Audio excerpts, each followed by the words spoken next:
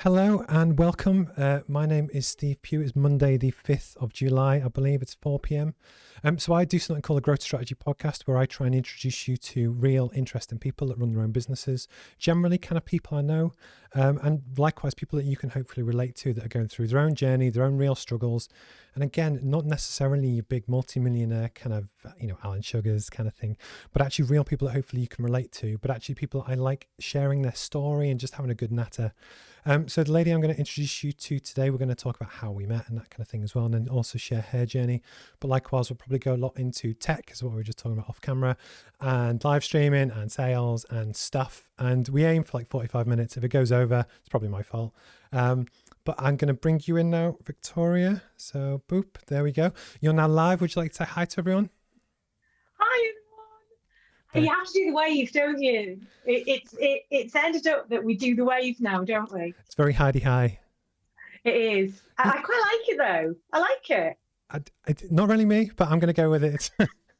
But the things that I like, and we'll touch on this a bit later, is that with video as a way to communicate, you can get so much more about your personality across. And I always tend to start the interviews just because occasionally I was on but before we came on air, we were talking about bad experiences and stuff. Actually, no, I'm not going to tell this story in case he's watching, but I was going to give a very comedy narrative, but actually I'm going to stop myself just because, as Victoria pointed out, you never know who's watching, but we've all had some horror stories. Anyway, so we first met when I was at something called the Northeast Expo. I'm pretty sure it was November 2019. And I was sat in the audience. That makes it sound so long ago. But I must say, so I was sat in the audience kind of on my own. I'd only set up a few weeks, freelance sole trader kind of thing. Started on my own like a few weeks before. And I was sat in the audience, and I don't think I even knew Anne English at the time, but she was sat next to me, and Anne will talk to everyone. And you were presenting. And basically what I loved was almost so we'd never met before. It was the bright hair. But it was the really colourful personality, and you were talking about sales, and I think it was the top 7 sales tips, and you threw in 2 extra bonus ones. But it was just one of the classic things is just to be memorable, to stand out in the sea of just grey and crap that we all kind of see all the time. And it was just, that was my first experience of you. And although we've never kind of worked together yet, you're a fellow kind of live streamer and stuff, and you do work in sales, so we've got a lot of stuff in common, and I just thought you'd be a great guest to come on and talk about your journey and share stuff, and be someone good to talk to. I'm so touched. You remember something from that long ago, and also can I just say that is so classic me. Like 7 amazing tips. Oh, actually, I've done a presentation with 9, and oh well, never mind. It'll be fine. But the point was, it was memorable. That was the thing, because actually that same day there was some shocker talks that when people just don't know how to present or just make it interesting or relevant. And because there was another guy called Daniel Rowe that was on before you. He was Oxford University. He had a company called Concision. I can't quite remember, but it was all to do with language and stuff. But it was one of the best 15-minute kind of slots that I sat through that day. And cool. Anyway, so would you like to tell people a very quick bit about you and just some background before we delve deep into your kind of backstory? Oh, I don't know what there is to tell. I've done things like presented at the Northeast Expo.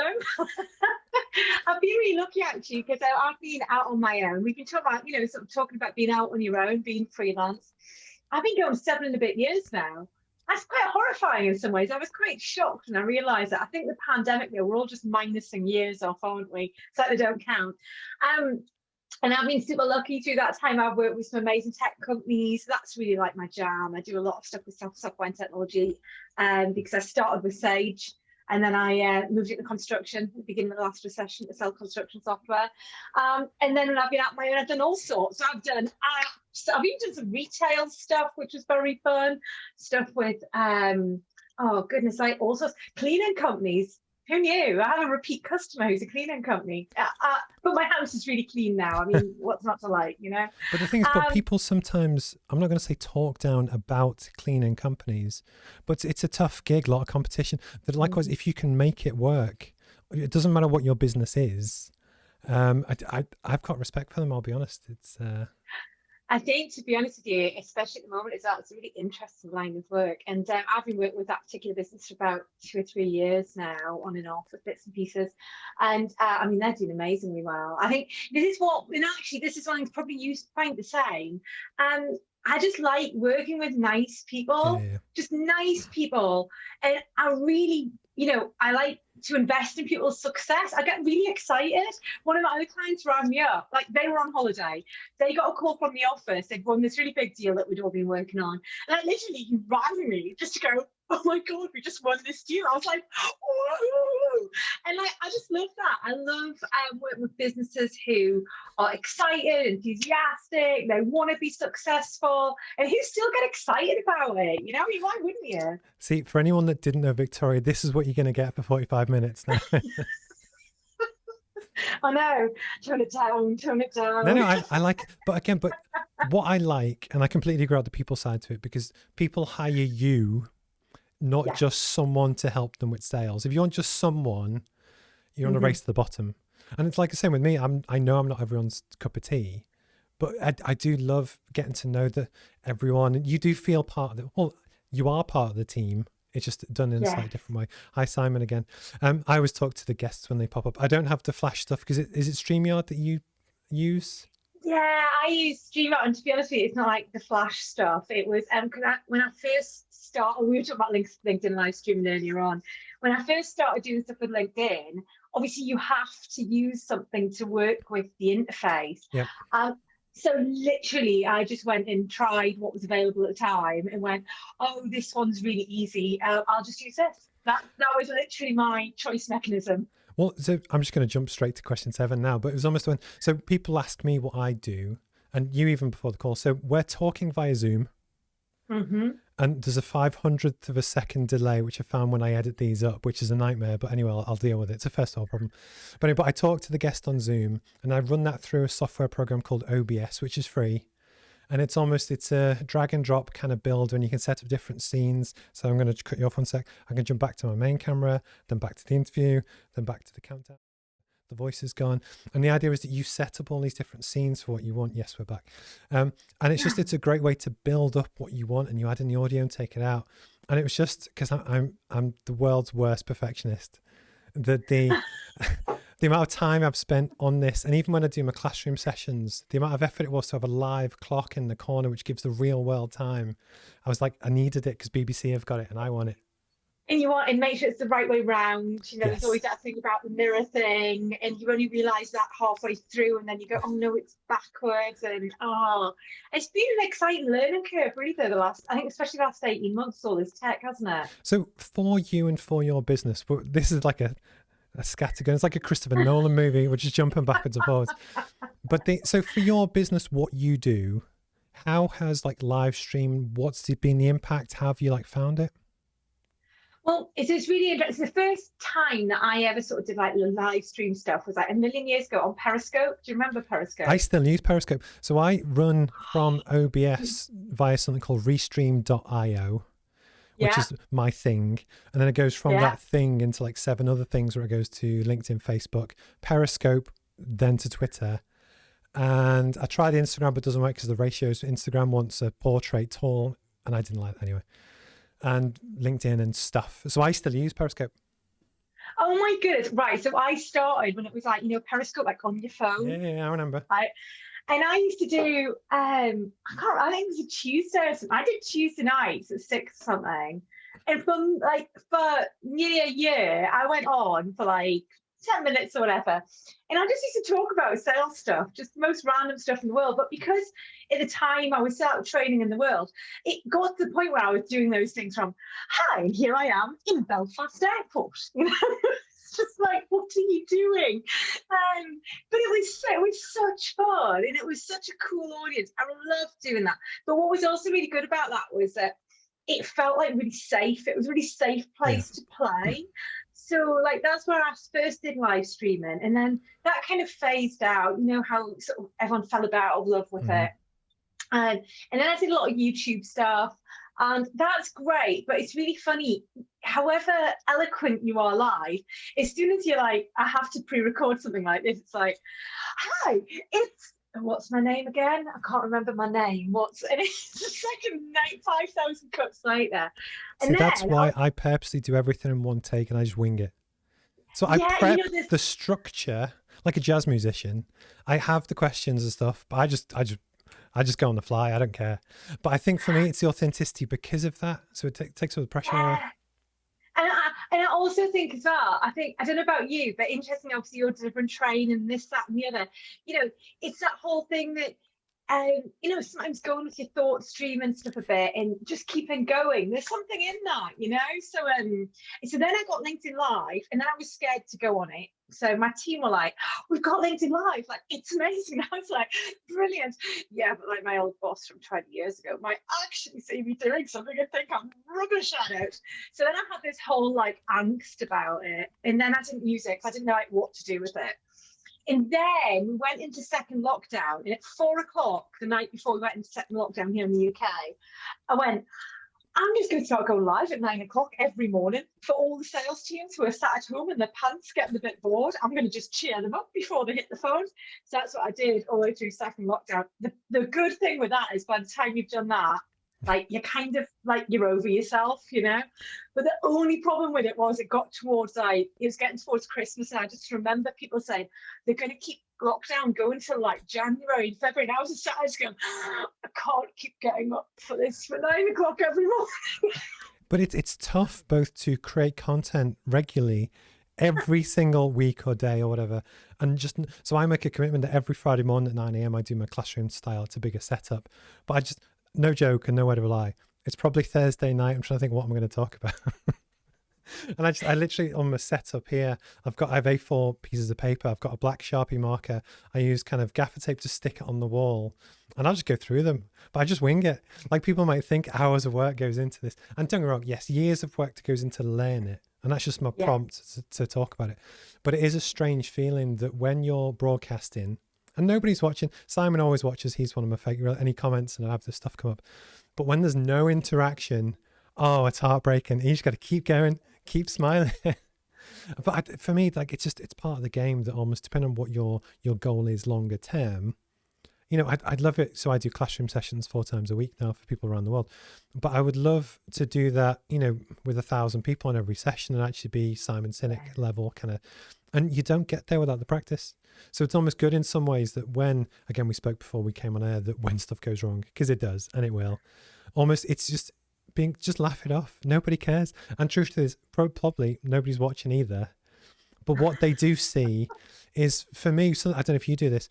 So when I basically link to, I didn't do it today, but when I do my Friday morning stuff, I normally says live Q&A, the date, and then comma, and then I put www.roadmapmba.com. And then but the reason why is when that pops up on people's Twitter, they can click on it. And it's like, but just as a business development tool, just to stay on people's radar, even if they don't watch the full thing, which they probably won't, but you're still like just chipping away. Hi guys. Hi guys. Remember me. So anyway, so we'll go back to you. I know we went off on a tangent, but it's, but again, people are interested in live streaming because you know, they want, I actually get people ask me, oh, so what's the return on investment? I'm like, there isn't any. So why'd you do it? Well, no, I do it for long-term brand building, not for like KPIs. And I think it depends what your intention is. Yeah, I mean, like for me, I've got to be really honest with you. So I always ask, like, if ever I have like an inbound inquiry, I always ask, like, oh, like, why did you get in touch? That's good. The number of people who said, oh, I like to know as well because I'm nosy, and it's also because then you can find out, you can make it a bit more repeatable, you know.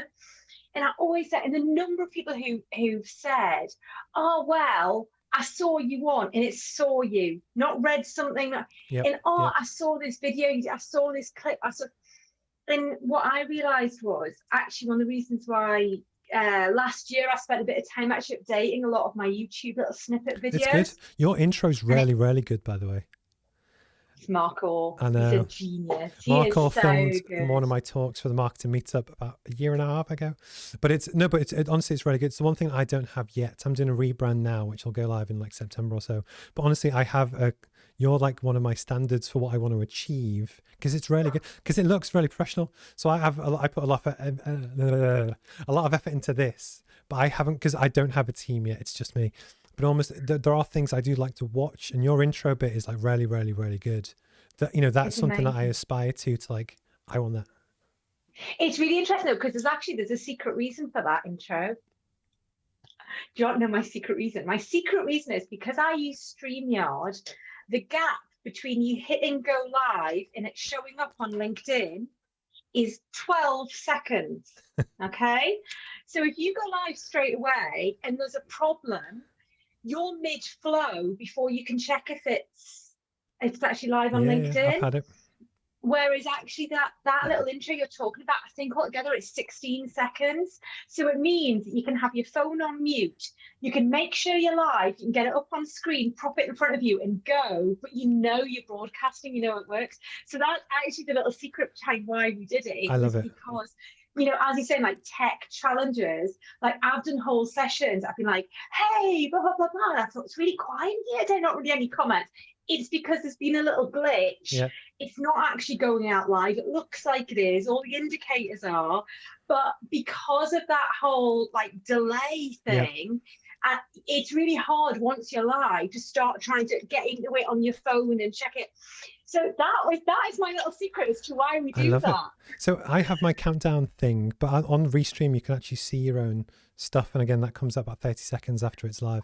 But it's nicely done. It's nice and slick, and I appreciate it. And my other question, because people have asked me this, how did you go about to get your LinkedIn Live? What did you have to do? This is really interesting. So I originally applied for LinkedIn Live the same way as everyone else, and they basically told me to get lost, like, in a nice way.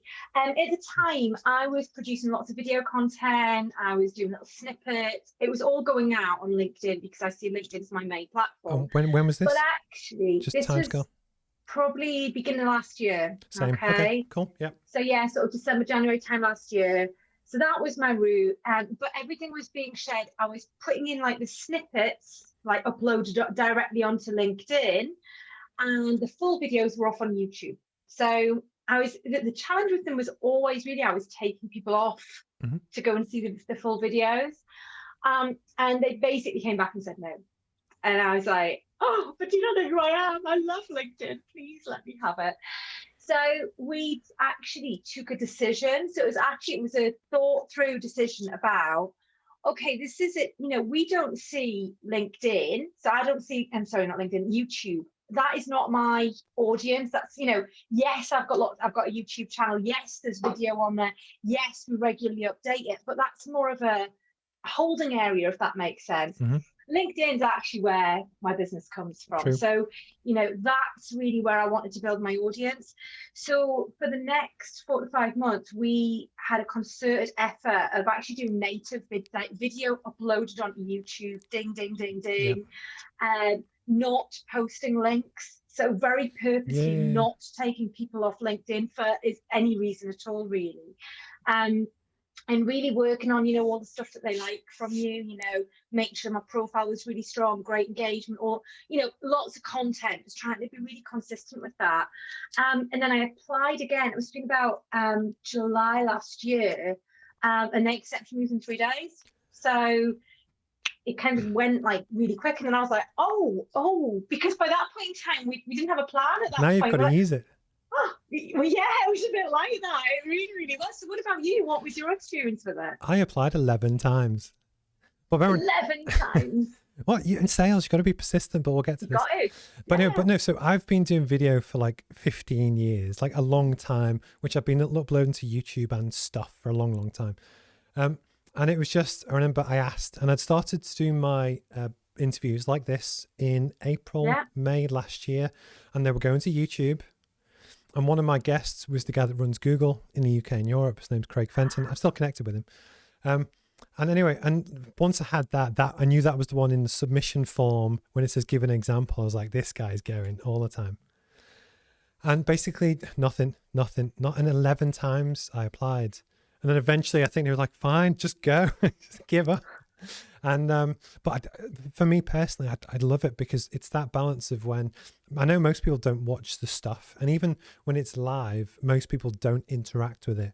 But what they do love is that after this, actually, I used to do all my own editing, but I'm too busy now. So a guy called David Winter, hi David, is going to does it for me. So I guess I do have a team in some ways. I'm so showbiz now. Showbiz. Anyway. But it's when it then gets clipped up into like a 3-minute best bits kind of bit, which is all about you. I probably don't even speak in it. a lot of them, when I post that, you'll see it, but your friends, they interact with that. Does that make sense?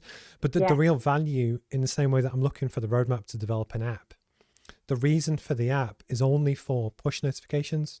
All of the content is actually on the website for videos and stuff. But just the idea that someone goes, bing, a classroom session is live. Do you want to join? And Yeah. that is priceless. And almost LinkedIn Live is the same, where for anyone that's got the app open or is online, just say, Victoria Fleming has been live. Do you want to check it out? And it just reinforces that, Victoria is consistent. The quality is good. She knows what she's talking about. The authority expert kind of side to it. But it's that consistency. Anyone can do one video, but it's tough to do it twice a week, whatever, all the time. But no, I just didn't give up. Good for you, because I do think that some people have really really struggled to, and still haven't got access to it. So, and it does feel like you've got a bit of a privilege there, doesn't it, when you actually get signed off? But then equally, you think I've got to use it, because if I don't use it, I'm gonna lose it, And I mean, it's been great. I've really enjoyed it. So I've been doing a fortnightly sort of interview. And they're good. When did we start this? I did like all the lockdown ones last year. That was like every single day. And I think we might start this about February time. And actually, we're going to take a little break now, because we have some secrets coming. So we're relaunching a slightly different show in the beginning of September, which is going to be super exciting. But it's, as you say, it's a whole thing. It's like, your setup is like so professional. In, like you were saying before, like, you've got your rolling camera and things like that. And I think everybody's now looking for, they want to really represent. But it's service differentiation, because that's the classic thing. If you really know your stuff, or even if you don't, but you've got a really good setup, people are more likely to believe you because it looks professional than if I was, even still me, a year ago in my spare bedroom. It's not quite the same. That's why I spend so much money on it. But the dream for me, I told someone earlier today, is that with the Roadmap MBA, I want to create the Peloton of business education, that kind of 24-hour, different languages, interaction in terms of business strategy. But people can actually ask, how do I do this? How do I do this? And, so I would love like a proper TV studio, like that's my goal. That's what I'm aiming for. And it's almost where I still remember the time when I walk into town with my wife every Saturday, and we just brainstorm and stuff. And I was saying, what, I'd love to get an office just to kind of do what I've done here. And that wasn't that long ago. But as soon as you get it, you're like, okay, now I want a bigger office with more cameras and more space. Yeah. It's really funny, actually, because when we went into lockdown, I had an office, like a green screen and everything. It was all set up. And my lease came to an end in September, and by which point in time I'd emptied out. This is like a spare room in our house. It's ground floor, so it's a bit weird spare room, perfect office. And I kind of got quite settled here, and I still was a bit nervous about going in the office. So actually what's really interesting is this is my office where I spend 90% of my time. I moved from my big office with my green screen to I have like a tiny room now, but it's all done out as like a studio. Mm-hmm. So it's got it's got soundproofing and that, and it's just about. You've got a nice hair light as well, which I've commented on. I have, yeah, which is, I haven't got on today because I'm in my home space rather than my full office and like studio thing. But yeah, so if you ever sort of check that out, it's like literally you look at it and you go, oh my god, because it is just like lights and like a mic and like all this sort of stuff, which seems like a bit OTT on the one hand, but this stuff's so accessible now. Yep. And for the sake of like spend a couple of quid on a few bits of equipment that's going to make your quality better, why wouldn't you do it, really? I agree. I won't even tell you how much this microphone was, and it makes zero difference for streaming at all, but I wanted it. Joe Rogan's got it. I wanted one. But that's the other thing as well. Like, you get diminishing returns in terms of production quality. So to go from 50 quid to 200 quid, you'll have a massive jump in quality. Mm-hmm. But when you go from 200 to 2000, if you go above that, nobody's going to notice. You'll notice, nobody else does. And it's just, anyway, I joked in the poster for this interview that I was worried it'd go on for 17 hours. I'm worried that we are 24 minutes in and we haven't even gotten to the first question yet. But you know what? I think this is what people want to hear. People want to hear, how the heck do you get on LinkedIn Live? What do you do once you get there? Tell me the stuff that I need. Like, we totally just plugged that gap, Steve. I mean, you know, they're going to be dead happy. But honestly, that is information people want to know. Yeah, it really is. So many people ask me those same questions. I mean, all the stuff that we've just talked about, it is a repeat of a conversation I'm having so often, because people are seeing that it's a great way to get in front of their colleagues, their peers, people who might want to work with them. So I think it's a bit of a hot topic at the moment. But I think the one thing that I would helpful. say is that I resonate with what you said before 20 minutes ago about how it's nervous, especially with LinkedIn, that it's the fear of judgment and criticism. And sorry, Simon's just saying it's a sign of a good interview when we've just gone off on tangents and done things. But I agree. But it's almost where, it would be false of us to not, talk about the realities of getting nervous. Like, I get less nervous now because actually I kind of know what I'm doing. But there is a fear there every time you press go. And actually the thing that I find funny, which I don't have because of the way I do it with OBS, but when people use StreamYard, you can tell when you're watching it. I won't name names, but they've pressed go and they're waiting and they're waiting and they're waiting. Then they see it's live and they go, "Wah!" Start panicking. And then, so your video is a genius idea that I think it's, anyway. Just to plug the gap. I'm giving away all the secrets. What were you like when you grew up? Where did you go to school? Oh, well, I actually started off in Kenton. I know Kenton down outside Newcastle. So I started off there till I was 9. Then we moved to Whitley Bay. I've been at the coast ever since. And you wouldn't have recognised me, Steve, because I was really shy. Wow. I was a very shy child until we moved from Kenton to like where we are here, like to Whitley Bay. And I joined the last year of middle school. And you know where by that point in time, like everyone's already got their friends. So I had like no friends. And I was too shy to talk to anyone. So when we moved on, actually that would have been first school, and when I moved into middle school, I did a typical salesperson thing. So at this age, like 10 or 11 or whatever, this is when people should have known I was going to be in sales. Because I thought, right, I'm going to set myself like a little target. I'm going to speak to 3 people every day. Well, there you go. You couldn't shut me up after that, really. So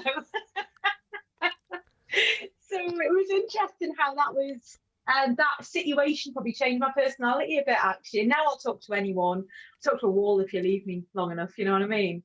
Well, most of the crowd at a Northeast Expo probably is similar in terms, but you get my point. It's just, that's the other thing as well. When you present, it's the confidence to almost, regardless of what happens, just keep rolling with it. I remember years ago, I was at an oil and gas conference in Aberdeen. And we had, I was on the organising committee. Me, had a brilliant idea to give people in the audience the chance to give a 30-second pitch on stage about their business, with the idea being in the breaks, people could get up and say, "Hi, I'm Steve, I'm from so-and-so. And basically I was in a room, there was 400 odd people watching, not a single person volunteered because nobody wanted to be the first. And I had to just stand up for 15 minutes. It was like, stand-up comedy, where what are you going to do? Just give up, sit down, cry. And it takes confidence to just roll with it and just almost not care. And that was the beauty, I think, when I was telling someone recently about Terry Wogan and Bruce Forsyth, when they used to do Eurovision or Strictly or the Generation Game, when stuff went wrong, that's where the talent rarely shone, because they could just take control. I remember once was Strictly, I don't know if you're a Strictly fan, where a girl got a dress caught and it was live, and the dancer was like, "Can we start again?" And Bruce just took control, set the band up, and Brendan's live TV with 7 million people, and then just kicked it. And it was brilliant. And I really respect anyone that can do that and think on their feet with people watching, because it's so difficult to do. And I think actually it's one of those things that I've been quite lucky, because I do think, you know, you were talking about earlier on, like, about practice. Mm-hmm.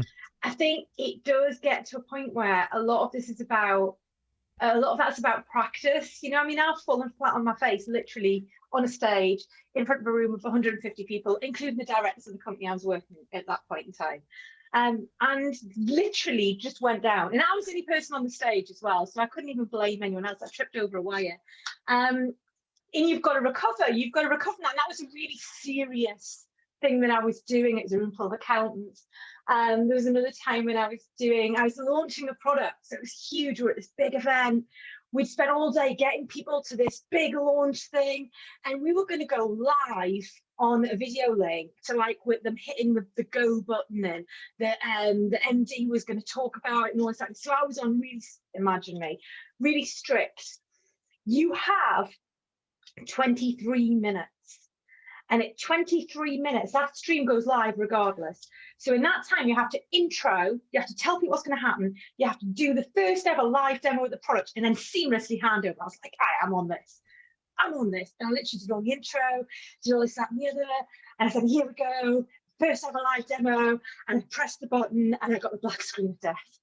And I just remember looking at the clock and thinking, I've got 17 minutes to fill.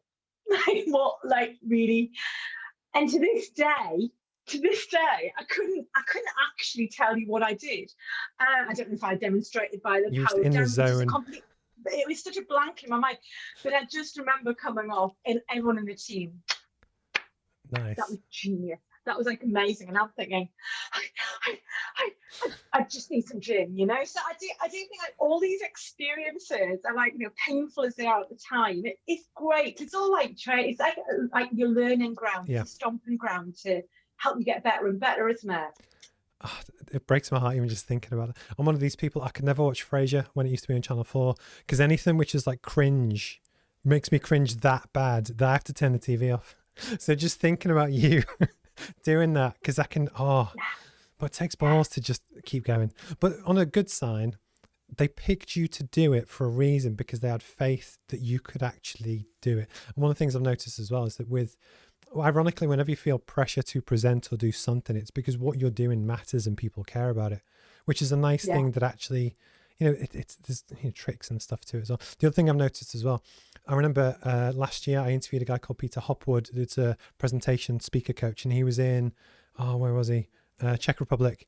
And on his webcam, he was very good with his hands. And you're a very good gesticulator when you're communicating. It's very lively and stuff, but not everyone is. And but part of the reason for flagging it up is just that when people are good communicators at stuff, you use your hands, you use your body, you tell a story, and stuff. Most people don't. And it's just, it's nice to see. The one thing I'm really shocked at though, you've talked for half an hour and you haven't taken a single drink of water, and I have no idea how you've done. That is true talent. That is training. That is literal training. I will generally be able to do the whole interview without one, because, you know, and then I'll go put my head in a bucket of water. It's fine. I have a whole bottle of chilled water I used to use coffee, and it just didn't work for me. And then I accidentally spilt some once, and I had this brown stain on my shirt for the whole thing. And it's just, anyway. So again, back to the interview, 4:32. So what was your career? How did you get into work? What did you end up doing? Well, my degree is in ancient history and archaeology. Obviously. Because I wanted to be Indiana Jones, or meet a man with a whip, one or the other. So when that didn't work out, I was like, well, what am I going to do? So I did what everybody does, which is go, I'll just try and get a job. So I got a job at Sage, and I still remember they offered me this job. I put the phone down, and my dad said, so what's it doing? And I was like, I don't know. I literally didn't have a clue. So I started down tech support. And I loved it. I don't know if you've ever done any sort of technical support type stuff. I haven't. No. I've worked in call centers, but not tech support. You know what's nice about tech support? Turn it off, turn it on again. Problem. Yeah. No, it's far more complicated than that. But it's that whole thing. It'll ring up the problem, you solve the problem, and then they tell you that you're wonderful. It's amazing. It's just absolutely great. So I did that for like quite a while. Loved that. Then I did all my training qualifications. So I went out on the road and I was training accountants in software all across the UK. And then I realised that all across the UK was really big. It's a bit tiring, really. So then I got a sales job, field sales. I had Scotland and Northern Ireland. I thought, that's smaller. It's not. Scotland's massive. And then I came back to Sage Newcastle, where I set up the Small Business Accreditation Programme, which was all like for the sales partners and stuff. And that was loads of fun. And then I went into construction at the beginning of the last recession and started selling construction technology. So that was all BIM products. And then after that, I thought, well, you know what? I love working with all these people on how to sell more. I love working on all these challenging problems. I just want to do more of that. So, and that's when I set up on my own, really. So So, really, it's been a roller coaster of slightly random stuff. but I must, so mine is similar. It just, in theory, some random stuff. But what I find funny, and actually this was a piece of advice I got from my uncle when I was probably 15, 16. It's incredible how it can all magically seem to come together at a certain point. So for instance, Yeah. my first ever business 15 years ago was a photography business, but that's where I learned about lighting and camera and stuff. But it, a lot of it does kind of come back. But so would you like to tell people about Buzztastic? Yeah, so yeah, we've been around 7 years. I keep saying because I haven't got over it. And really, what we're about is helping people to love to sell and to sell better and more imaginatively. Because I think that in this day and age, sales has got a really bad name because there's a lot of bad habits out there and bad approaches and people doing what they were still doing 10 years ago and 20 years ago and 50 years ago. So I really like to work with primarily software and technology companies and really on doing interesting and different things to sell their products and services. So I primarily work with teams, sometimes work with founder sellers as well, which is really fun, like working with like actual startup and SaaS businesses. That's really fun because you just literally don't know what's going to happen next. It's like, oh, right, okay, really fast. And that really works for me, you see, that really fast, like sort of environment, trying to come up with those quick, okay, how can we capitalize? What do we do next? Let's make it happen. Let's get the team scaled up. Let's go. That really works for me. So yeah, I've been dead lucky doing all of that. Worked with some great businesses. And really, I've been very fortunate through the last 18 months that I've been able to translate a lot of that online. Yeah. Because I don't know about you, it was a bit of a 360 all of a sudden, wasn't it? Well, what was interesting for me is that and I'll ask you about the detail of your business with this being like a growth strategy podcast. But for me is that I was doing consultancy for different companies but people would hire you by the day. So one company would buy you 1 day per week, which is 80 hours, someone else 2 days. But I'd almost allocate one fixed day, a Monday to one company, Tuesday, Wednesday, someone else. And when COVID hit, obviously you couldn't do that. So what it did was change from 8 hours in 1 day to 8 hours over a week. And what it then meant was that in theory, I could add more customers, but actually be a lot more flexible. A client got a much better service because I could just do stuff 7 days a week whenever they wanted me to. But for me, when it went online, that's what gave me the idea to really invest heavily in streaming and stuff, because I could see that the world was going to go more in that direction. But it was almost the jolt of, getting to that point. But I guess in some ways, because you had 5 years of building brand and being established before that happened, it probably helped a lot that people kind of knew who you were, if that makes sense. Yeah, and I mean, to be fair, this goes back a bit to what you were saying earlier on. People either think, wow, she's great, I want to work with her, or they think, wow, she's going to be hard work. And either way, that's fine, I'm cool. But that's a helpful qualification in itself. Why would you want to waste time talking to someone who you don't think you want to work with? But you do not want a salesperson or a person working in sales that doesn't have the energy and the drive to apply for LinkedIn Line 11 times, just bang, bang, bang. It's like in a polite way, done very tastefully and very nicely, but you need that life. And it's one of the things that I've almost found in business is that the different businesses need different animals at different points. So for sales, you need a you.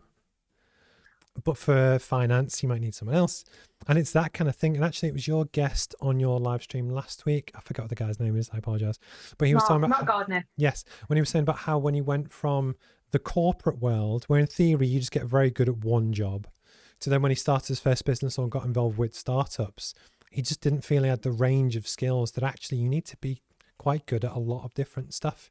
And I think people often don't understand that.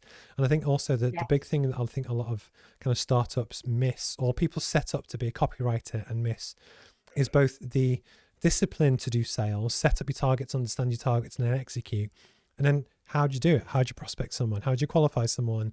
What do you say to them? Who do you target? And it's just, I think I can see Spin Selling by Neil Rackman over your right shoulder. And it's a great book. It didn't need to be 320 pages, but it's it's that whole thing of just, you need the right person. So actually, I would want a Victoria Fleming in my corner to do that. You know what I mean? And that's where I think the personality, if people understand the actual game, that's what you want. And I think for salespeople, and that's really interesting because I think with salespeople specifically, there's, so when I go in, and so I don't really do off the shelf training. If, you want me to come in and change your sales team results, the first thing I'll say is, great, I'm going to need to come and meet them all, aren't I? And find out how they're selling and talk to them, because that actually quite often helps me get to the bottom of what's really going on. And I think that's important because, there is a skill piece with sales. There is that skill thing. There's a resilience piece, picking up the phone. There's an innovation piece, because we're all human beings. We all actually need a slightly different approach to get on with the person we're talking about. And then we need that like real enthusiasm, that drives the engine kind of thing. If you're in sales and you're not excited to sell, then that's going to feel really difficult for you, to power you through the day. And it's quite interesting actually, because I think that quite often people will say, they have a skill problem when actually they don't. They have a problem in one of those other areas. And actually by changing the setup of the team or the way that the product or service is being presented by the team, that can massively impact the results without even adding additional skills. Quite often that happens along the way as well. So I do think there is an energy thing about that. I think there's a pace thing as well. I mean, it really is. You come in at 9 o'clock on a Monday morning, and in a sales team, you should be like, right, come on, let's get on with the week. There's a lot of other departments, quite often bigger companies, they're sitting there with that, that cup of tea. Oh, what did you do on Sunday? What did you, sales, you should be like, come on, it's the beginning of the week. And I think that difference in approach and energy, it does mean sometimes you need a different person type around that. And I've always been a good cheerleader. And I get very excited about stuff. So, this is one of the reasons I love working in tech so much, because I get really excited. Oh, wow. And then what happens if you press this? And what about, it's really exciting. And that's super helpful in itself, I'm with you. One of the things that people never understand about me, because I'm not as if you're on a 9 out of 10 on outgoingness, I'm probably like a 7, but most engineers are like a 2. And it's just, it's funny, just... It's different. People have different skill sets and stuff, and but I think it's great. And so what else does Buzztastic do? Like what can people buy from you? I'm just interested on the business strategy thing about your business as a whole. Yeah, so we deliver training, but it's pretty much always like, we don't do off the shelf training, I think is what I'm saying around that. Just because there's absolutely no point in you getting your team to go on an off the shelf course that actually includes all the skills they've already got, and then they go back and they still aren't successful because I've just not helped them. So we do it in that. And to be honest with you, I love training. You can probably tell. But why I love training is because I love that moment, and you'll get this, where you see the little light bulbs and you'll go, and I think especially with sales, my big thing when I'm training is, it doesn't matter how I do it. It doesn't matter how Bob does it. It doesn't matter how the book says to do it. How are you going to do it? What are you going to feel comfortable with? How can you, sort of apply this to your language and your conversations?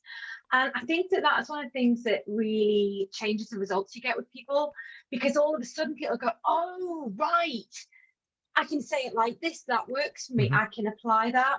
So I do a lot of that. The other thing that I do is I do these things called jump programs. Jump. Oh, no, right. No, not really. But what these are about is because, especially with working in software and technology, there's 3 like killer points that you really need to work on in the sales area, like your new business. So this is like a tailored program where what we do is just work on the new business piece.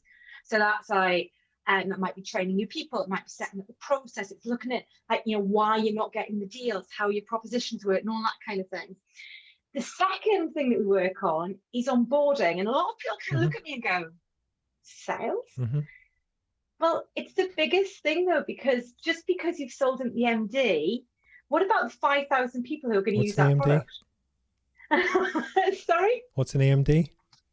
Sorry, MD. That was just my accent. That you sold it to the boss, but if the frontline people aren't sold on it, they're not going to use it. You might as well not bother selling the product. So the second sort of problem that I help with is actually making sure that once you've sold the product, people within the organization actually buy the product. Buy into it, yeah. And then the third thing is like that renewal and cancellation point. So depending on the type of product, sometimes it might be after 1 or 2 years, sometimes we're on rolling contracts, but really understanding that, how are we going to renew our customers? How are we going to, handle cancellation so that we really understand why people are leaving and make sure it doesn't happen again. So they're like really the 3 problems that we work on with that.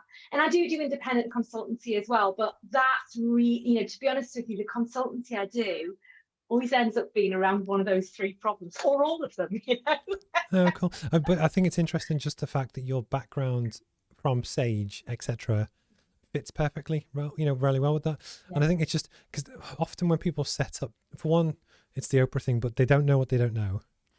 Yeah. And it's just often people just want that little nudge and the guidance with someone that they're not afraid to ask questions to. That, I remember years ago I was in a sales training course and the guy who was presenting was obnoxious and he sold helicopters. But after about 20 minutes, he actually started to speak some sense. And I kind of just chose to park the helicopter bit. Nothing wrong against helicopters, but it was just his approach to it. But I think it's also that point of just take whatever works for you. Yes. And then use that. And it's funny, I'm a member of this thing called Masterclass, which has loads of famous presenters on, like there's a guy called Chris Ford that's a former FBI negotiator and lots of people. And they talk about like Tony Hawk for skateboarding and stuff. Yeah. And basically in the FBI negotiation one, there's a lot of stuff that they talk about, which you can use in sales. And it's just, I just love picking stuff from different people, different areas. And I think, how would you apply that? And I think it's almost that, it's really useful to get inspiration from lots of different people. And again, it doesn't necessarily have to be from books or people that are technically sales experts. It's almost, I love to look at retail as well. So for instance, I know we won't cross into the marketing sales argument, but actually retail, especially when I'm following my wife around Phoenix looking at makeup, the way that they present products and make it attractive before you even know what's in it and stuff. I think more businesses could benefit from that. It's the whole, branding kind of piece. So what's the... I would agree with that out of interest. Very much. What's the dream for you? What's the dream for the business? Oh, that's a big one, isn't it? I'm like typical entrepreneur. I'm like, what's the shiny thing this week? So, it's like that whole thing that, the dream is to buy like an island and do this, that, and the other. Well, the dream is, to rival, Richard Branson and fly to space and stuff. It's really fascinating to me how much my dreams or ambitions change and how regularly they change as an entrepreneur. And I think that some of the reason for that is because the opportunities when it's all in your hands are all out there, really, aren't they? And I think, at the moment, the way that we are with Buzztastic, we're growing out a team now. And we've got some plans over the next couple of years as to how we're going to continue to do that. We also want to turn some of those jumps that I talked to into more like package programs. And that's because I say quite often I'm working with founder sellers. I wrote the program, I'm selling the program, I'm going through the investment, I'm doing all this, that, and the other. And they haven't got time to go through a big long program. So I really wanted to distill that down in like a one-hit wonder kind of thing. I think that'd be amazing. And I think a bit like you, it's really interesting what you're saying about NAP, because I think in this day and age, if you're involved in software and technology in any way, shape or form, actually, like, you think, oh God, yeah, it'll be a lot of fun. And actually, on a side note, I did have an app for a while. OMG, there was a Buzztastic app. Probably about 3 or 4 years ago, which probably says everything you need to know about me, because we're like, yeah, we should have an app. Let's do an app. That'll be a lot of fun. And everyone's like, why are you doing an app? And I was like, oh, it'll be fun. And then I did an app. It's like, great, okay, so now we've got an app. Like, what we're going to use it for? And I was like, yeah, I don't know really, but it looks really pretty. So I think it would, that would be, I would like to do that properly at some point in time. But I think it's about being really clear to me about like actually what need are you fulfilling, like why are you doing it? And I think quite often that's a great example of where entrepreneurs and certainly people like me, it can be a case like, oh, I want to do it for kicks and giggles. Richard Branson, I want to fly at the moon, kicks and giggles. You know what? It's fine. Like, he's got a whole infrastructure to support that. Whereas I think in reality, one of the big lessons that I've learned is, come back to your audience. Like, is this actually what they want? Is there actually a need there? Are you actually going to be helping anyone with this? Because if not, it is just you having fun. And that's okay. You're allowed to have fun, but just remember that's why you're doing it. But things so we started the interview all to do with live streaming, because the yeah. thing for me that I'm really trying to embrace is the fact that you can hit every person who has internet in the world. You can hit people in Australia and India and Taiwan and America, China, whatever. So it's almost where, for what I'm trying to do, I am aiming that big. So all the profit I make goes right back in to do stuff. Yeah. But that can easily be part of your competitive advantage, because you understand and even have LinkedIn Live, and so you have the ability to talk about stuff and get people excited in a way that I was on a recent interview and the guy on the other end was atrocious. I'm going to bet that 50 minutes into this, he's never going to see it. But honestly, it was zero bants. It was the worst I've ever experienced. And when I'm on this end and I'm trying to give nice answers, and I just wanted to die. But my point is, but not everyone has what you have, just the ability to talk without drinking water for 50 minutes. But that is a skill that people around the world will pay for if you create the product enough that you'll have female entrepreneurs in Cyprus that want to learn how to sell, that you could tap that need. And it's really interesting, because I think I've been quite lucky to have had, like you'll say, like some practice around some of this. And I love doing live stuff. I love doing video. I love doing all this, that, and the other. And I still don't know that we've really worked out how to capitalize on that. As in Buzztastic.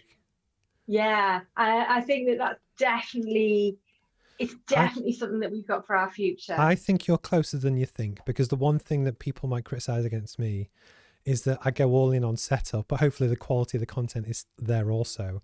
But the quality of the content and knowing your stuff is 90% of it. It helps if you got the rest of it. But you have that, and you've got and you've got the ability to present on stuff. And it's almost when I just do it. Because I guarantee that the stuff that you'll say, but my setup isn't quite as good as so-and-so's or this, they're all just reasons that are holding yourself back, that actually your customer probably doesn't care. What they care about is what comes out of your mouth. Yeah. And the quality of the experience. And the big thing that I'm really going hard on with the roadmap is the fact that, there are millions of business courses out there, but with this one, it's interactive. You can ask me questions. We can talk. You can say, look, I'm a freelance marketer in Mumbai in India. How do I break into the British market? We can talk and I'll do my best. But the point is, they can actually ask. As where if you go on to virtually every other course, or you go to Waterstones and buy a book, you can't ask Seth Godin a question. And but my point is that you have the technology to do that with what you already do. I think you should go all in, embrace it, because you've got it. You don't need anything else. You don't have to. Okay, right. So it's all going to be your fault when I get sidetracked for the next shiny thing. Michelle will be going mad at me, my ops manager. She'll be going, "What are you doing now? What are you doing?" Well, Steve said it was the right thing to do. It was fine for me to do this. But people always say you need to play to your strengths. So for me, it's solving problems. You're a really good presenter and talker, and you know how to stream. Present, talk, and stream. That's, but the point is, 99 other people couldn't touch you. But the point is, when you're always looking at your competitive advantage for stuff, other people have to work harder for it. And then likewise, even when you're looking at your kind of potential customer market, women will resonate a lot better with you than they will with me, just because of that's how things work. Again, so just you start to hone in on your niche.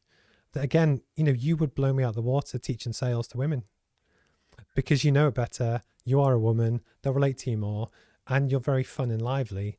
That I'd own that space. And it's just, but almost do it unapologetically.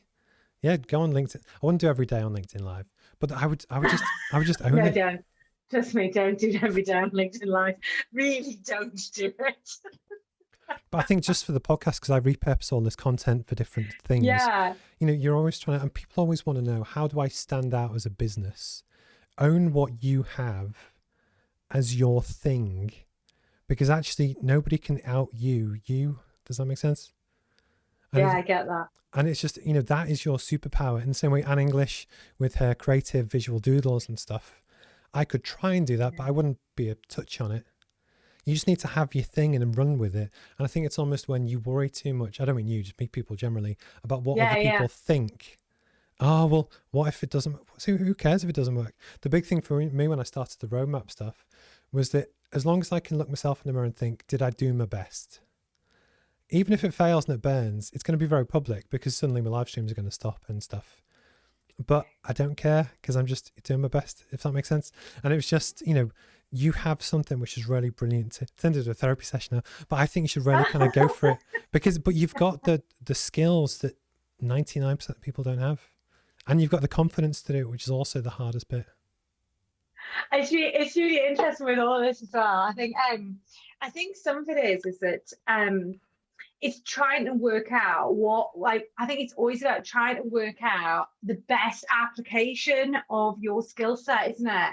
And I think that it's always the thing about working out, okay, so you've got so much time in the day, you've got so much effort, you've got so much energy, all this, that, and the other.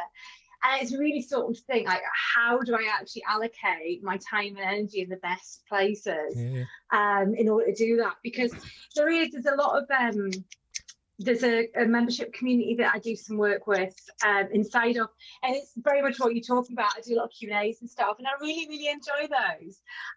But actually, it's not anything that ever I've really gone down the monetization route. And I think that's where you need to work out is like, is it brand?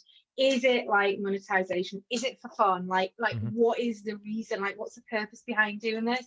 And for example, in that membership, like I do it for fun. I don't do it for any other reason because they're not my audience. I don't get paid for it, but I just really enjoy doing it. So it's like, it's my thing that I do. I love talking to people as you do. So this isn't work. I actually enjoy this. And Dean, thank you for the comment. But the point is, have you heard of Ikigai? It's oh yes, But you just combine your passions and stuff that you're really good at. But the one thing that I would say that a lot of people fall foul of is that you need to know what the end goal is, what you're really trying to aim, and just make sure that within your certain hours a week, you allocate stuff to always work towards that. It's really easy to get sidetracked and just do other people's stuff, but then you're just on a hamster wheel. You're not actually progressing. So even if you take, so yesterday I work with a PR company. I'd wrote a press release to do with hitting 19 countries and I sent it to them. But so even just on my Sunday for an hour, I've done that little bit more. But as long as you allocate time to yourself, even it doesn't matter how long it takes, you're making progress. And I think the challenge is almost knowing what the dream is and just slowly just working towards it. But I think you definitely have to play to your strengths. So for instance, I can't sing for and I'm atrocious. I'm actually tone deaf. And also I'm terrible with languages. So I would never try and be a singer or teach business stuff in French because it'd be awful. So I just stick to your strengths. Does that make sense? But I know for what I do, I've set it up so now I can teach anyone in the world in English business stuff and how to grow a business. At some point, I'm going to recruit someone that is French and they can do all the lessons in French, and someone in Arabic and Hindi and whatever. And that's the dream that I've got. And I'm just trying to get it sorted in English first. But I know what I'm working towards. That it's gradually just making a little bit of progress. And at some point, I'll be looking for a female presenter to teach sales. So I might reach out to you. But you have really valuable skills doing that. That it's just, when you're trying to decide what you do with your business, own it, do it. I would.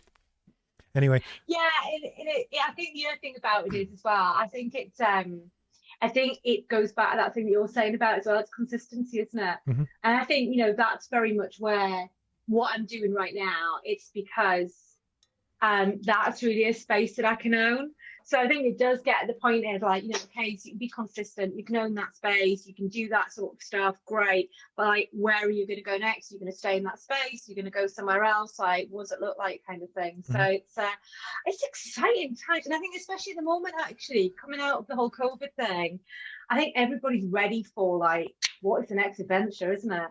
See, for me, the adventure is, God, we're getting so like cliche bumper sticker now, but the adventure almost is COVID, because actually when change happens, the smarter, better people will adapt quicker. I want change. I want another pandemic. I want something else. I don't mean like disease wise, but I just mean I'd like the change. And then actually once people get back to normal, God, throw a volcano in. I want that, because it's just, the shift for, say for you, so obviously you teach sales stuff. You're going to have Dale Carnegie's equivalent big business that does something similar, but they might not set up, or it take them a year to set up live classroom sessions because they have to teach all the franchisee stuff and whatever. You could just decide one day, bang, I'm doing it.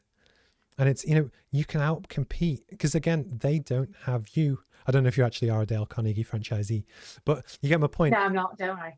but my big thing about franchises is the fact that you're just someone. It's like going into McDonald's, but at least with McDonald's, the product is fixed. That person isn't the author. They're not like the genius behind it. They've just kind of bought into it, so it's not quite as good. And anyway, I think we've gone off topic, but I think, you know, you do have all the power to do everything you ever want to do. That's so cheesy. I hate that. But the point is, you've got the tools. And then likewise with the ability to stream and stuff. Like, I think one of the mistakes a lot of people make is they aim local. What are Newcastle Uni doing? What can I do in the Northeast? What are they doing in India? What are they doing in Australia? Like, that's where you have the ability to aim, because actually you've got the ability to talk to them. Like, I had a lady from Romania join one of my streams last Friday. That's amazing. Like, that could never happen. That's fantastic. Yeah. But you have that, do you know what I mean? As where other people don't. Anyway, we are well over time now, so I'm going to go back.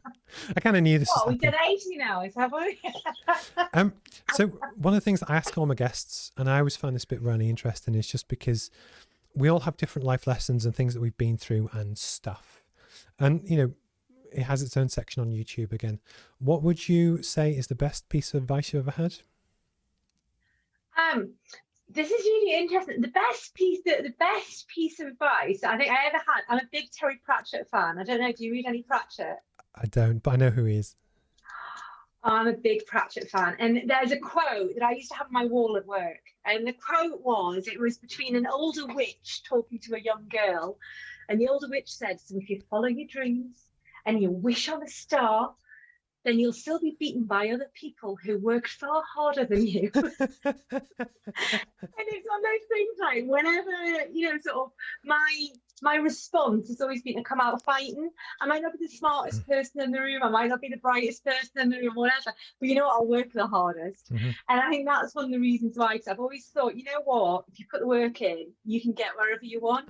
So that would definitely, it wasn't necessarily advice, but it's one of those quotes that just, it's always like stuck with me. Does that make sense? I think it's ace, but it's true. Like when I was doing my PhD, you see so many people that are smart people, but they're lazy.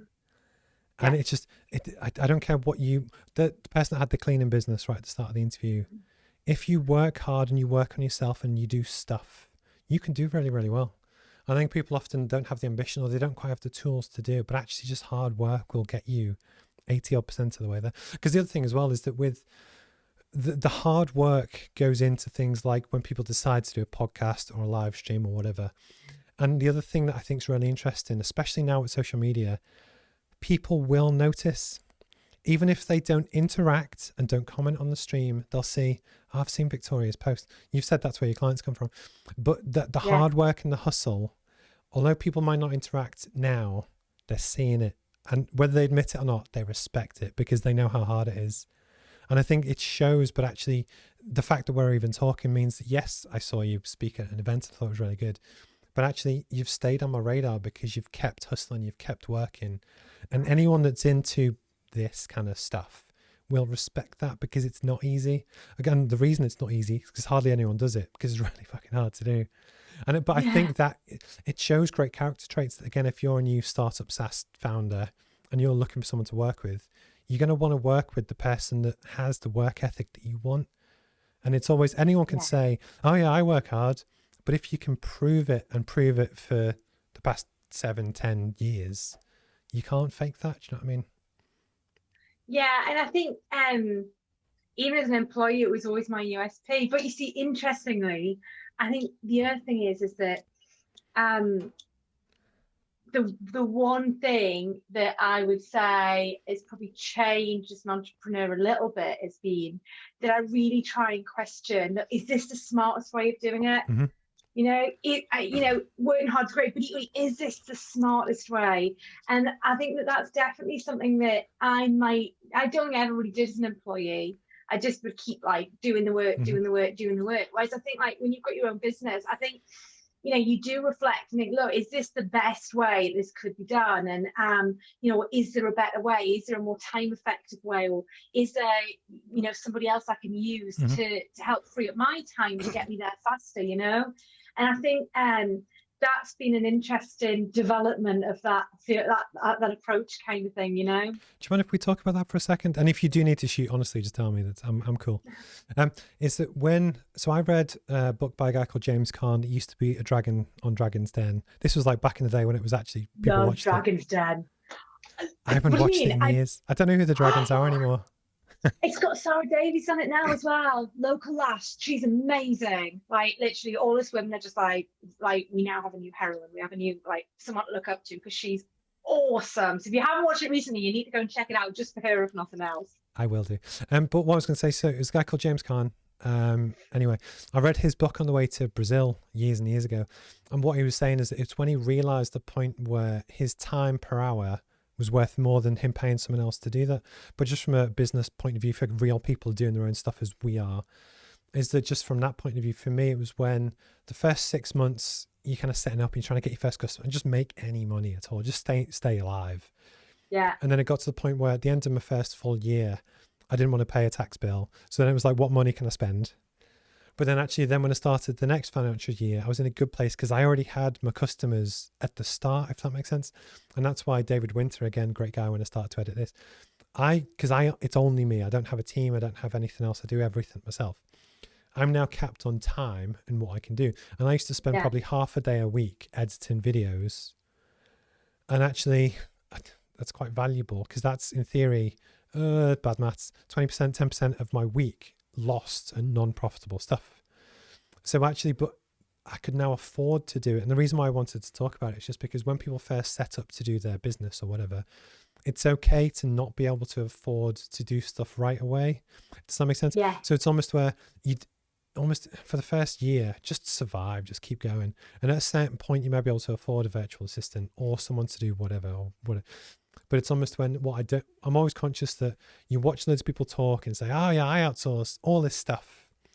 But what it means is if someone's just set up on their own, they might have 10 grand in the bank and that 10 grand disappears in 2 months, not 10 months, because, but Steve told me to outsource all my stuff to so-and-so and my marketing to whatever. And I think it's that hustle. It's that mentality that when you are a multi-gazillionaire, you'll probably keep the same mindset to just, work with people and do really well. And I like to always try and bring it back to founders, small businesses, SMEs. Yeah, and I think just to come back to that point as well. So I do have a small team. So I've got how many people I've got on the team? That sounds like really pretentious. Such a diva. I've got an ops manager. And no, it's not. It's because it is what it is. So I've got an ops manager. I've got someone who does video. I've got someone who helps with my marketing. I've got a VA, and I've actually just brought on someone to help with my brandy bits. Nice, keeping things looking pretty. It's good. All those people are freelance. So all those people are freelance people. I'm paying them when I need them. And that sounds great, but the other side of that equally is, we went into lockdown last year, and you're right. I mean, it's all about how quick can you change. I mean, I literally I was in the middle of a contract. We turned that round in 2 days. We were delivering the same sessions online that we'd previously been doing, face to face. It was so. I mean, it was we had to do that really, really fast. But equally, there's that point where you sit down and think, okay, so what does the business look like for the next 12 months? Mm-hmm. Because 90% of my business has always been face to face. I go and travel, I train, I go all over the place. Fantastic. I love that. I love seeing people face to face and running workshops and events and going into people's businesses and doing consultancy. And my business today is the other way around. It's 90% online, probably just coming back to 10% out and about. But there was a really real moment there when I had to sit down and think, okay, I'm actually responsible for an amount of money every month to pay these people.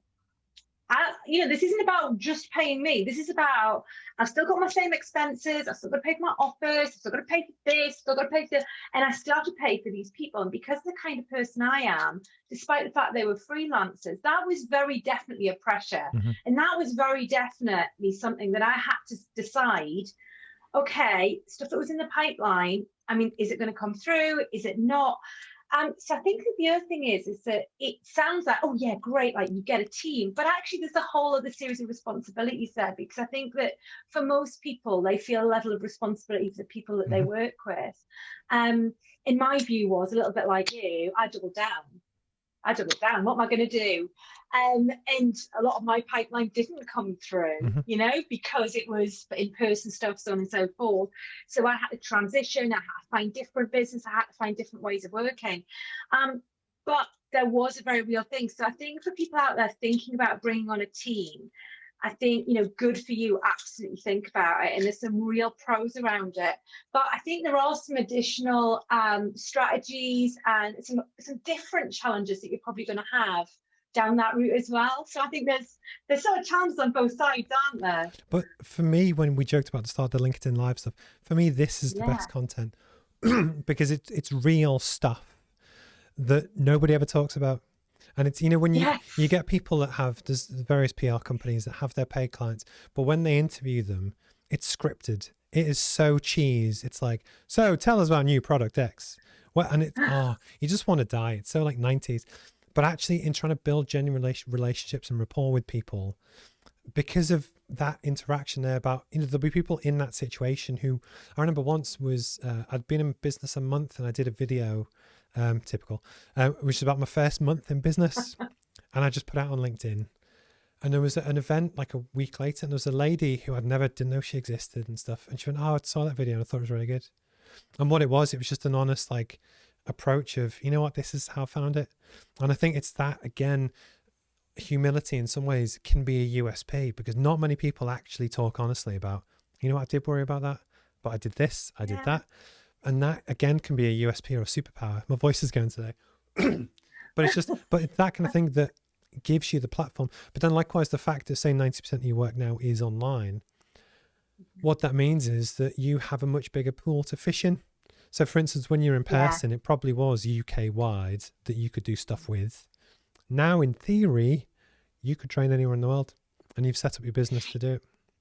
It's really interesting as well because it's presented, sorry, I know we're still talking here, but it's presented a different set of challenges. So I did that thing of like, I moved everything online, I did this, did that, I did the other, and went after some work that I wouldn't maybe normally go after because I could deliver it differently, so on and so forth. It's been really interesting sort of coming out the other end of the pandemic though, of course, because we're now at the point where people are wanting to be back face to face. So all of a sudden it's like, oh, great, well, are you going to come down for the day? And I'm like, going through my diary, like, no. Because all of a sudden I've got like an hour here, 2 hours there, a 3-hour workshop, this, that.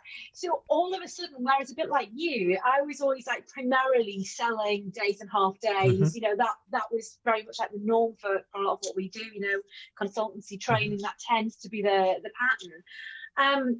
And I mean, there'd be some drop-in calls, but I mean, that would not, you know, wouldn't be like huge. Whereas now it's like my diary is got loads of different clients in all on the same day. And, you know, that's a lot of fun. You're a lot more efficient. At the end of the day.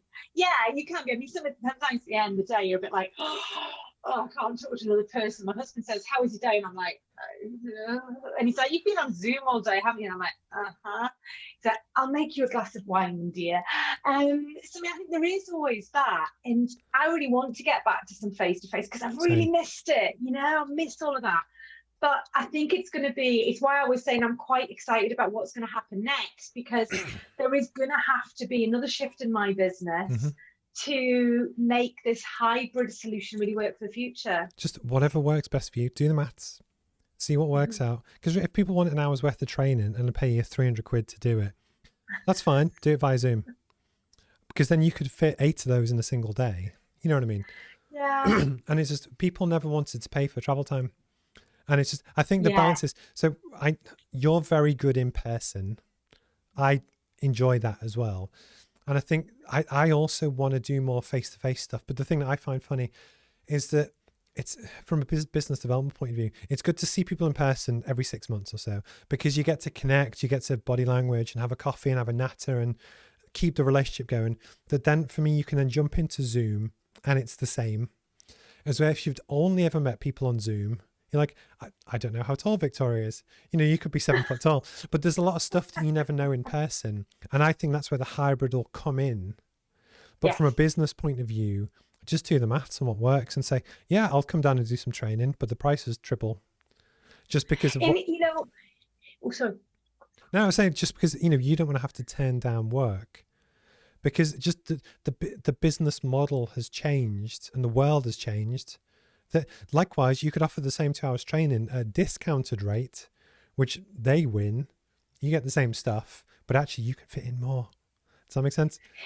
Yeah, and you know what? I think you're absolutely right about what you're saying about like the hybrid thing. So there's one of my clients, I used to go in like, I used to spend like 3 days a month with them. And we used to do all sorts on that time, but it'd be like 3 full days and normally a few odds and sods around the outside, you know, a couple of calls here and there.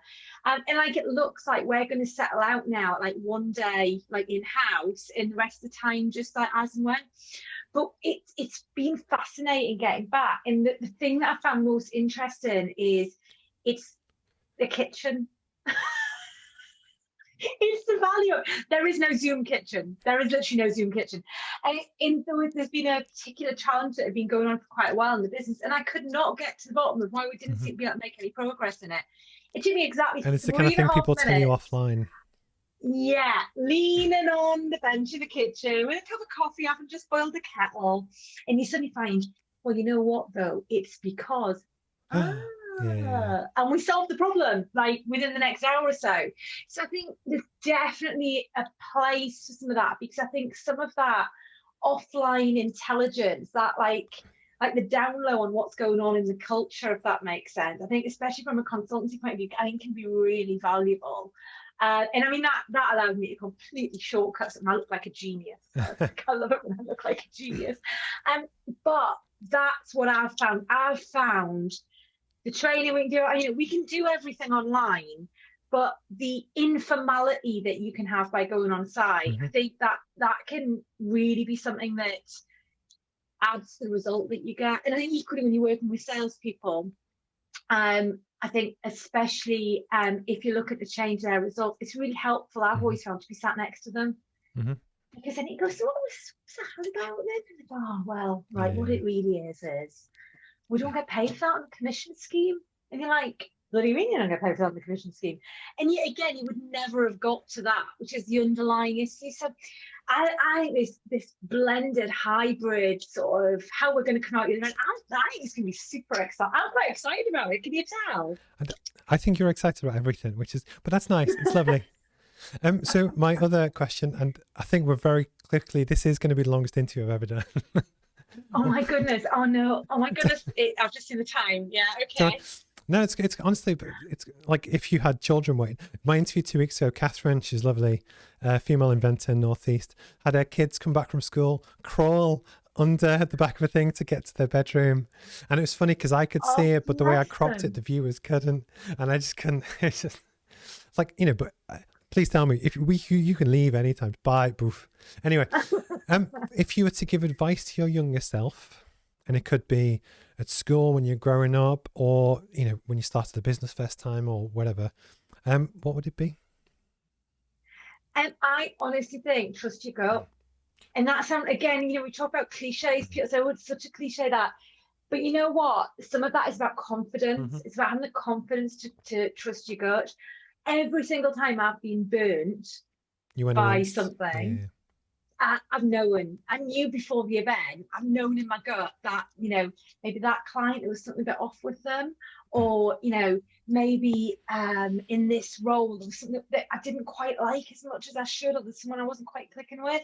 And every single time I've been right. I mean, I don't know, you've probably had the same experience, but I think especially when you're new into something, or you haven't got as much confidence because it's new, you suddenly start to dismiss your gut. And actually 99.9999999. In fact, I couldn't tell you what a time mine's been wrong. I don't know about you. Completely same. See, you're like an improv comedian where it's always and next. So this is great for an interview, but this is why we're on 1 hour and 20, because it's, some people are a nightmare. So they give you a one-line answer and just doof dead, and you're like, this could go on for 3 hours. It could actually go on for 17 hours. But no, I do completely agree, because one of the things I'm getting more into, ironically, is sleep. Just because, like, we don't have kids or anything, so it's almost but we're very regimented going to bed at like 8-9 o'clock, just making sure the next morning we get up like really super early, that you're nice and refreshed and stuff, and I can get a few hours work done before everyone else even like kind of wakes up. But I was researching more about sleep, and basically in different levels of your NREM sleep is what it's called. You process all your thoughts and emotions and stuff. And I think a lot of your gut feel is non-conscious thought, but it's still you advising you on stuff. So I tend to get a lot of my best ideas when I'm out running. And in the same way that some people meditate and they have a mantra, which is basically just a repeatable action, that through thinking about the action, you concentrate on that, your subconscious then processes stuff. For me, when I'm running and I just want to die, because I'm running, thinking about next step and just breathing, that's when I do my best ideas. But it's almost the same thing. But all of that is your gut feel, and it's you thinking about what should you do. And again, like a superpower to get better at performance and cognitive ability, get more sleep. It's been proven.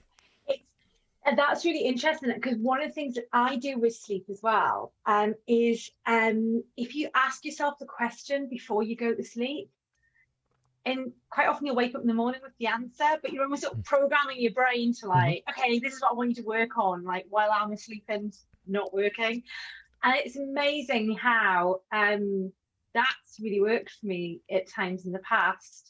I think our brain's just really powerful, and I don't really think we've scratched the surface on it, to be honest with you. This is the whole of the conversation. And thank you, Simon, for saying this is the best interview we've ever done. I've done like 50, but I think the thing is, again, it's the fact that this is why I like to talk to people I know have got chat, but actually it's an honest conversation.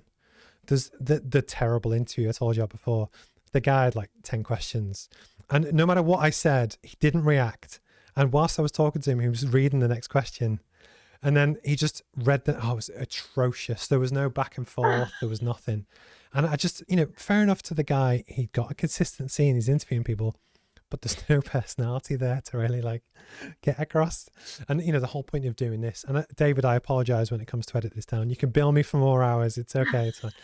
But it's important to get that across. And that's why long form content, especially video and stuff. Interesting, actually, that you sit down to present. Have you ever thought why? Well, actually, this is actually a standing desk. Are you stood up? So I'm not. I'm sat down right now. But it's I'm just 4 foot tall. No, it's because if you look at the time. So generally in the morning I'm standing, and I work standing. I do everything standing. But generally, as the day comes on, I sit down. Interesting. Interestingly, in my like studio space, I sit on a seat very specifically.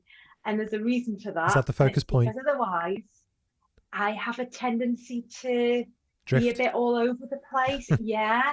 And in fact, it's really distracting. So you're really good at like staying like in the zone area. It's because I need to talk into this. So I know out of my periphery, if I come over here, I don't need to go back. Because the way that I crop, again, just going back to live streaming, the way some people do is that they take the full landscape video, have it side by side, and you have all your Buzztastic graphics. Because I'm posh and I don't do that. I crop in. So I have 2 portrait windows. So if I move over here, I'm out of shot. You're out of shot. I see. But this is only because I'm a nightmare. So, but it's all the detail that I like. But what it means is that people get the more Victoria experience because they can see more of you in the frame. Because if you're on one of these, you're bigger in the picture. So I tried to do like a mobile first stream, just thinking about the details. If someone's on a small screen, how can you still make it engaging content? But I'm a real nerd. The amount of detail I go into thinking about stuff is just obscene. And that's why I never tell people, because it's quite embarrassing, but it is what it is. But no, I think a lot of this it's about trial and error and experiment. And I always used to do my videos and stuff, and a lot of my presenting stood up because for preference. I know I once interviewed somebody I was an external consultant, and they asked me to sit in on some training manager interviews. And within the first 3 minutes, I knew this person was never going to work out, because they had to do like a little presentation. And I said, oh, well, look, there's only the 3 of us. I'll just sit down to deliver it. And I basically went, well, you're not a trainer. Yeah. Because you almost need someone who wants to be up on their feet and like delivering and like really giving it their all. The challenge that I've found on video doing that is that I move around too much almost. So it got to the point where actually what is my energy became Yeah. it started to come across as like manic, shall we say. Well, but for the same thing. So for instance, if you tune into my thing at Friday at 9 o'clock, I have a different setup. I've tuned in, it's But I have a awesome. wireless microphone. Because with this, I wanted the posh one. Even if the sound quality is the same as my old one, it looks posher, so therefore I was happy. But with the other one, I can walk around, I can talk, I can turn my back, I can draw, but the sound level stays the same. So you get the full presenting experience being able to do stuff. And there's always ways around it with tech. So that, like, I would, if you want to stand up, stand up. If you, make the tech fit to you. Because one of the other things as well, so I shoot at f1.8, which is to blur the background. But part of the Yeah, reason I can do that is because this particular camera has eye focus tracking. So for instance, back in so the it day, sticks with you. yeah, as we're back in the day when I first started doing video 10 years ago, it was manual. And what I used to do was quite literally measure out a point, set the focus, put a dot on the floor, and then I was petrified to move, because if I moved even a few inches back, my face was out of focus. But tech has moved on that actually, yeah, I'll do it. Sort of supports with that. It's really interesting as well. I don't know if do you know a guy called Andrew Davis? Rings a bell. He's amazing. Right, you need to go and check him out as well, because at the beginning of lockdown, he's a keynote presenter. So Okay. that's all he does. And at the beginning of the lockdown, he had to move online. Mm-hmm. So that was the option. He had to do that. But he also used to be like a TV producer or something, so he was involved with the Muppets and all this other sort of stuff. So like he wasn't just going to stand in front of a video camera. Oh no, I mean he does really cool things where and like he'll write on the screen in front of you and all this that and the other. And he's got this whole setup with like a pane of glass and a black Yeah, screen I've seen that. behind Yeah. it, and these neon pens and stuff.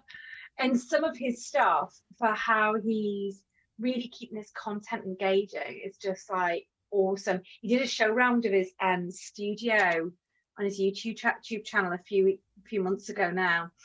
Like literally, I was just like, oh yeah, I really want to watch this. And I like literally watched it and just went, oh. Christmas. But like I can't wait. At some point, I'm going to upgrade from this, because that's what the ambition is. And it's just, but it's because I'm also a tech nerd, and yes, Simon, you are correct. But it's almost where I enjoy the challenge of doing it, but actually I really enjoy it. Like most people, we were talking about Ikigai before. My hobby, ironically, is learning stuff, and it's techie stuff, and I love talking to people. And all I've kind of done is just combine those. And then it's just the ability to learn other good stuff and then use it. And I think often people have a talent, but they're too scared to use it, or they're just not sure. And the other thing I was going to throw in as well is that for when you're looking at scaling the business and doing more stuff online with the hybrid, one of the big things when you look at your consumer behaviors, what most people want, and there's 42,000 SMEs just in the northeast of England, is just confidence. So the idea that they could check in with you once a week and just say, am I on the right track? Or, even if that's as part of a group session, people will pay for that, because they're not going to get that from Dale Carnegie or others, because actually that's just not the service they provide. But actually, the more you understand about the customer, you can nail it compared to everyone else. But actually, people just want to know, am I on the right track? How should I do this? For your business, how are you doing it? Because one of the big things for me, when people, how many people do you see like, oh yeah, we'll tell you how to scale your business, but are they actually doing it? I only launched the roadmap in February. It's in 19 countries now. And I've got ambitions to just keep, going. But I'm executing on it. So if people want to ask me, how do you do your live stream? What do you use I use OBS. I'll be honest with you, because I'm doing it. Does that make sense? And it's just, but I love the authenticity that when we were joking about different stuff and when things go wrong, that's actually what people want. Or for me, that's what people want. But And I think some of it is because then I think people then have a reassurance that actually they're not alone with that. They're not alone with stuff that's gone wrong, or they're not alone with trialing something and it didn't really work out, or they did go live once and it didn't work. But I think sometimes people put it off as well. I think especially with live streams and stuff. I think everyone's had a live stream where like nobody's turned up.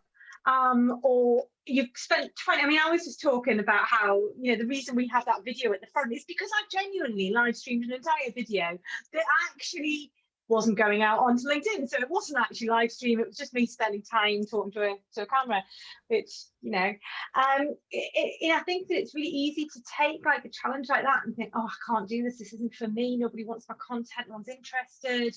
I'll just give up. you know, for so many people, you know, that getting the traction and getting the practice in and getting the consistency, it just takes a little bit of time. And, you know, people shouldn't be put off just because there's not an instant audience there, because there isn't an instant audience. There isn't an instant success. But those people will still be watching. That's the thing. And it's just, I like, for instance, earlier today, so again, when I'm launching version 2 in a whatever, it was a contact was talking about the photographer that he used to do product shots of his stuff. And then I went and checked her out, and actually her stuff was really good. So I sent her a message, and actually, you know, I'm looking at doing this stuff, and like, can we use you? I would have never even known this lady existed if it wasn't for the content and just the chance that I saw it. And that's why you need to just keep doing stuff, because actually you might do 10 live streams and people within your network see none of them. It depends on the algorithm and time of day and whatever. Yeah. But actually, just keep doing it. Be consistent, and just it is tough. And I love it that Simon Rudd, every time he will always comment whatever I'm doing. He's like my number one supporter. But it just cheers me up. Do we have to give shout outs? Shout outs to Simon. Big shout outs. Do send him love. Love to Simon. There we go. Can't tell. There we go. but as a prime example, so for instance, at the live stream on Friday, Simon's just launched a new t-shirt clothing line all to do with mental health and raising money for charity. So I put up on the screen, we talked about it and stuff, because he's part of the community and he's actually doing it. And I think often just talking about these normal, like there was a thing recently which was, I won't talk about the awarding body, but so-and-so's up for all these awards, and everyone always says, oh, entrepreneur of the year, startup of the year, pivot of the year, and but if you're starting out, literally you launched last month, that can be quite intimidating, because you're like, well, that's so far away from where I'm at, that actually I like to champion people at work on their own, because that's what I'm doing. Ironically, I don't know if you're a boxing fan, but there's a boxer called Tyson Fury, and he's really good. He's world heavyweight champion of the world. But for instance, when he was nominated for Sports Personality of the Year, he was like, thank you, but actually I don't want to be considered. Because to him, he knows what he does, he's proud of his craft, etc. That I don't want someone to say, oh yeah, Steve's business is better than Victoria's. No, it's not. Just in your opinion. And actually, I have this thing, watch me now never get nominated for any awards ever. But almost, I don't, it's like ranking people's kids.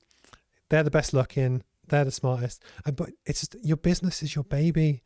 That actually, I hate the idea of being judged on it against other people. Because actually, who's to say that mine's better than yours is better than someone else's? And it's almost... Yeah, I think, and you know what? I think the other thing is what a lot of people don't realize about these awards is you have to enter them. Mm-hmm. So you've got to want to do it. And I think that's something else that I've never entered for any of these awards things, because I kind of thought, you know, I could spend X amount of time doing that, or I could spend X amount of time doing this, and which do I feel is better for me and for my journey and for my business? And that's never been the choice there. But I think that sometimes people feel like, oh, well, they always get nominated for everything. And like, you know, sometimes my response to that is, well, if you entered, because if you haven't entered, then like, don't be critical of other people who have in some ways, because some of them are just popularity contests. It's quite literally whoever gets the most votes, which is cool. But it's just, I know I'm not one of the cool kids in with the, you know, because every region has like a clique that's whatever. But for me, it's almost about, I want to build something which gives value, but it's so good that people can't ignore it. You know, so it's almost to the point where you've seen that guy, he launched a year ago, he's now in 70 countries and he's doing this. I know we're not going to put him up for an award because that's the approach for me. It's just because I don't want anyone, I don't hate to be criticized, but I also, when you know you don't fit in or you're not one of the cool gang with the stuff, I'm just going to keep executing, and just because I enjoy it. But I do think awards are a really funny one, that there is almost a slight bitterness tinge to it, that they're not always as honest as kind of, you know, so-and-so sponsored the awards that they won. But if you're second, you might feel a bit shit, because it's like, well, you know, I put my heart and soul into this. Is it no good? You know, anyway, we are well over time. So is there anything you would like to talk about or plug before we go? No, just come and find me on LinkedIn. I would love you to come and join me on LinkedIn, connect with me, and obviously come to my next live. Well, which will be very exciting, I'm sure, whenever that is. Which I can't even remember at this point in time. So yeah, that was probably my call to action. Come and join me, and goodness, you can listen to me rabbit on even more. Actually, a bit like you, I'm a bit quieter on my own live stream because normally I'm interviewing, normally I'm with more than one person. So actually, you probably, if you manage to put up with me this long, my live stream will be really easy on the ears. Do you know what I mean? But as someone that, you know, I respect what you do. I respect your craft. I do love your intro video. You know, I love the personality. I love that you have a niche that you've just owned and you just keep going. And that is hard to do. That rarely kind of is. And part of the reason why I wanted to get you on was just to kind of share your story a little bit. Ironically, my bet was correct. I bet that this was going to go on for a while, and it has. But the thing is, you know, but likewise, some of the audience, when people say it's really engaging, it's because it's genuine conversation. It's not just, I shouldn't have touched the microphone. That's going to blip when I do it. I'm going to get told off. But you get my point. It's when, for me, this is the value in introducing and building a network about real people, not just Alan Sugar. Alan Sugar's actually slightly cropped out the frame, so other people can't see him. But Oh, Victoria has a Alan Sugar cutout. It's cardboard for some reason. But anyway. it is. Yeah, and the only thing is actually I sometimes have to take it down because there are a few people who've said, depending on how big I am on screen, is that Donald Trump behind you? And I'm like, no, it really, really isn't. And then you start to think of people who haven't asked me that question, thinking it, making a judgment on politics. I mean, what? I don't know. So yeah, but Lord Sugar does inhabit my office. I once had a Zoom call with a MD of a prominent offshore energy business, and it was a joke, but it was a joke that I didn't know. And he had a life-size cutout of Nigel Farage behind him in his living room. It was around Brexit kind of time. But it was for him, because he's not British, he's European. It was meant to be like a really funny joke. But I was like, because nobody said anything. It was just random. Yeah. And then no one said anything, and now it's too late to say anything, and now I can't say anything, but now it's really awkward, and yeah. But anyway, it's been a genuine pleasure to kind of catch up, and I know we've spoken for quite a long time. I do really genuinely respect a lot of the stuff that you do and the way that you just keep going and the content you put out, and it's always fun, it's always engaging, and it's you know, definitely keep it up. I'm going to call quits on. I can't wait to see what this ticks over. But it's been but I think whenever there's a good conversation that you enjoy, the time does go quick. And it's so I apologize if I've kept you from anything, but no, please stay in touch. Hopefully I'll see you at some live stuff again soon. And yeah, stay in touch. That's fantastic. It's been great, Steve. Really enjoyed it. No worries. Speak to you soon. Bye bye.